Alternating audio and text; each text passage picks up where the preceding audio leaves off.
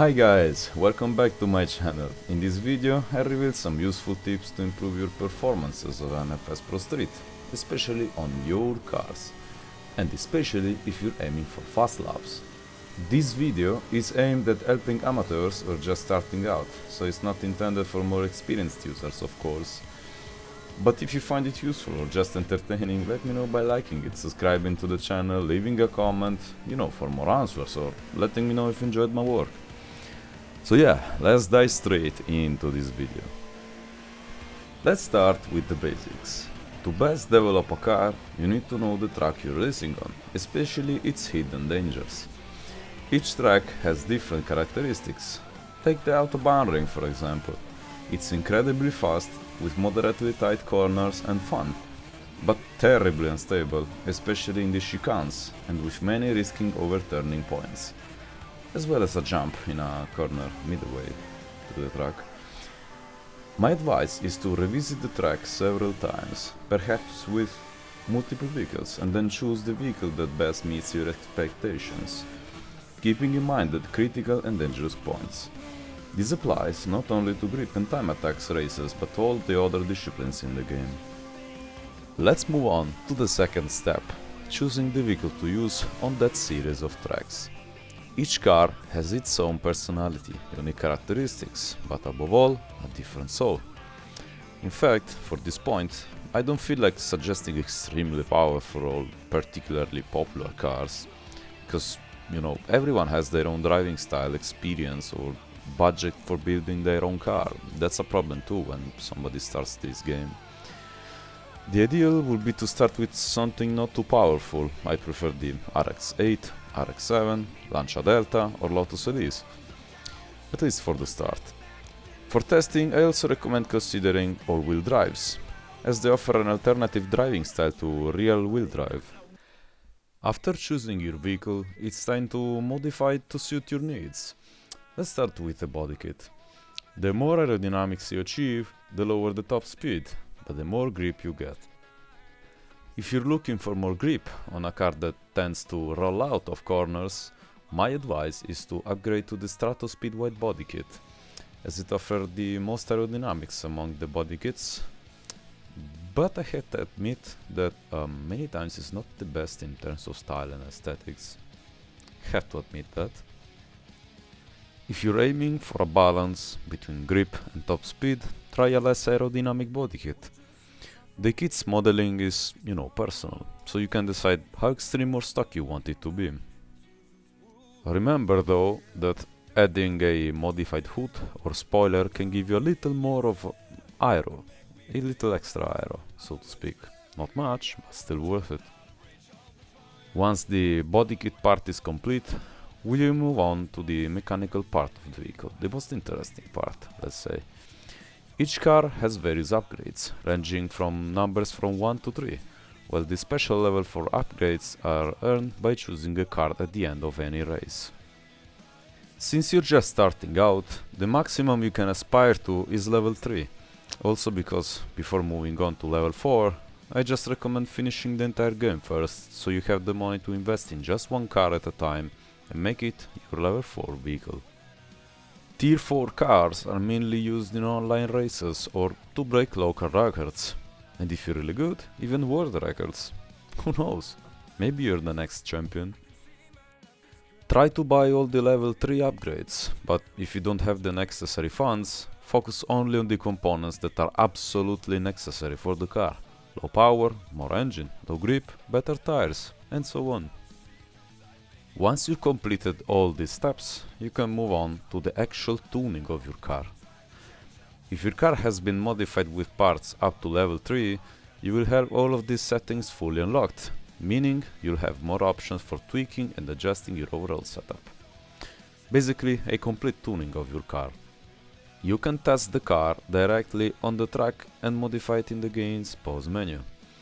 Take a practice lap, start the race, press pause, and check the car setup, which will be everything in the middle. So this means it's stock. But let's move on to the substance.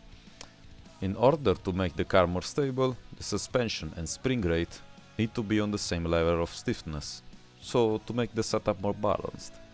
The softer the suspension, the more it absorbs bumps, and the more you can take wide turns. While if it is harder, the exact opposite will happen. The height of the car from the ground is very important, and it is a very important factor to consider when creating a vehicle for a racetrack, especially if there are many differences in height or irregularities in the terrain as well. The higher the car, the less stable it will be, but it will allow you to pass over curves without problems. But if you lower it, the exact opposite will happen. The stiffness of the two anti-roll bars is crucial to the vehicle's handling though. If the car tends to go off the track, you can stiffen it to improve cornering performances, but overdoing it, or making it more rigid, it will result in terrifying understeer. So watch out for that. Tire pressure is a critical point of the car, and you need to pay close attention to it. If you use low pressure tires, the car will tend to go off the track, but it will be less nervous, while if you apply more pressure, agility, maneuverability and cornering ability increase, but stability decreases, and there is a greater loss of control and likelihood of bouncing on the track, which is not exactly ideal.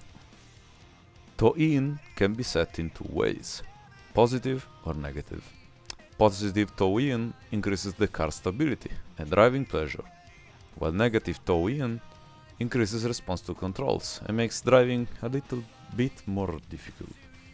A positive camber helps with top speed and acceleration, a negative one with the tire grip. Increasing the caster gives you more straight line speed, while decreasing it gives you better response to controls. Ideal for more difficult to steer machines, more stiff, let's say. Steering response can be hard or soft. Harder steering response makes it take much longer to turn and makes the car more stable and less responsive, while softer steering response makes the car turn faster. Cam timing